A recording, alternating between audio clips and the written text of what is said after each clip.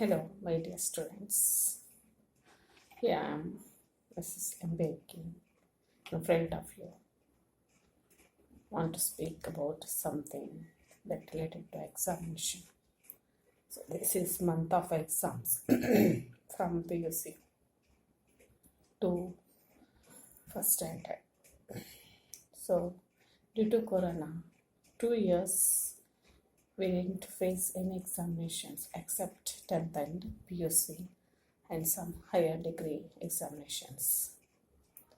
Children, now I want to speak about languages. So, how we should study language in the case of English, because it's not our native language at all. So, we think that it is very difficult to understand and write. I can't remember the spellings of English. That's what we scared about the language, especially maybe in second and third language. In the case of first language, maybe most of the students can write easily, because when they are learning that language, their grasping level is high. They learn many languages from the year of third and 12th. In the tender age, we can learn as much as languages possible. More than 40 languages we can grasp. So language, what do you mean by language? It's a means of communication. It's a mean. Yes. Coming to language means we can communicate with language and without language. That's what we call it as verbal and non-verbal communication. Coming to animals and birds, how they communicate without any language. So signs and symbols, we call them non-verbal. We can't understand the language which they communicate. Generally, I'm speaking about animals and birds. So how they call their mates and their children, how they eat, how they give that, how they feed to their children. That sign language they understand.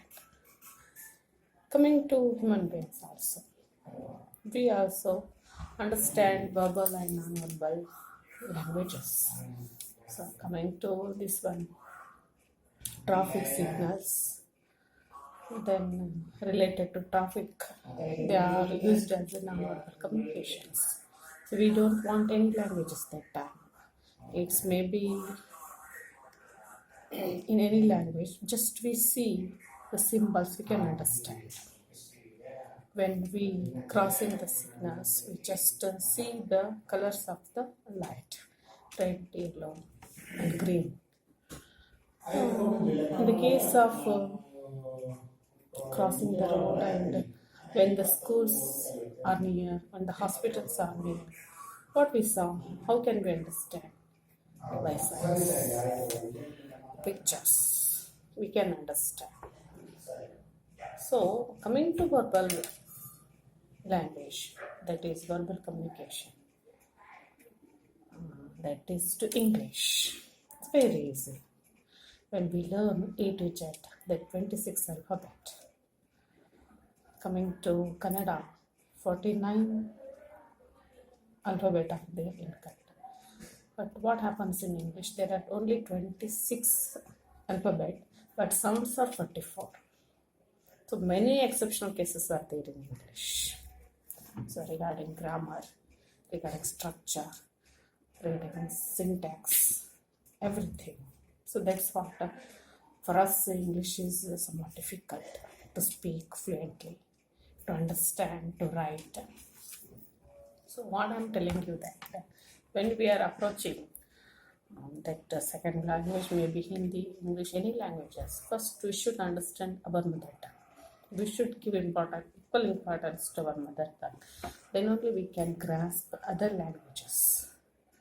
Take for example, when we are learning or we are reading English or Hindi or any languages, what we should do?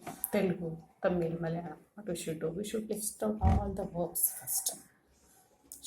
Go on listing verbs, many verbs.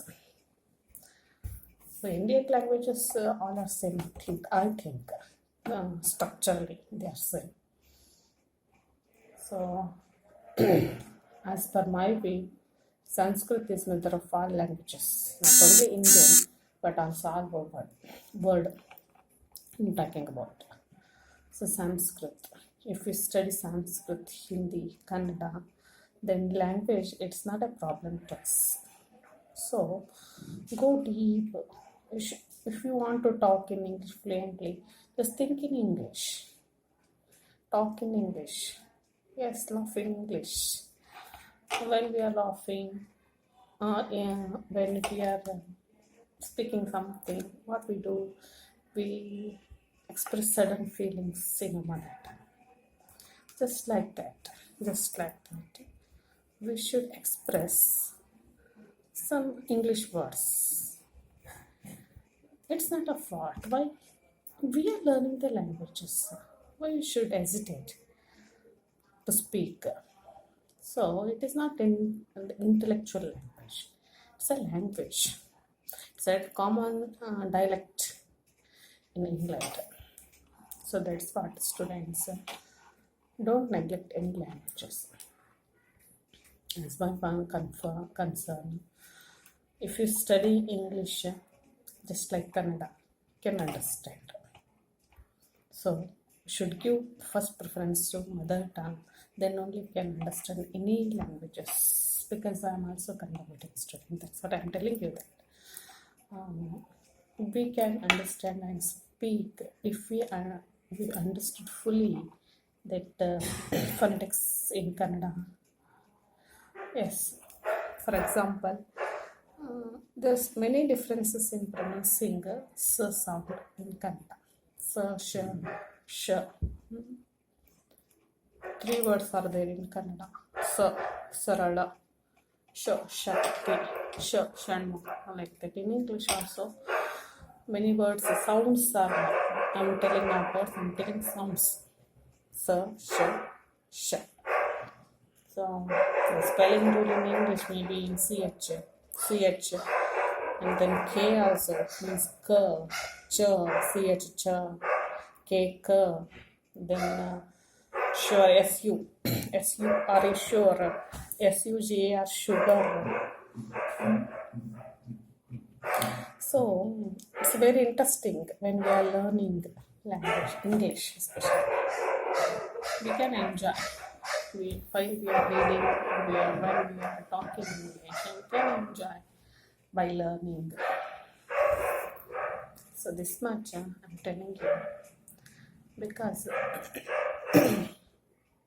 when we score out of 14 mother tongue, why it's not possible in English? So read on and go on writing, go on speaking, whatever it may be. Just list the all verbs and then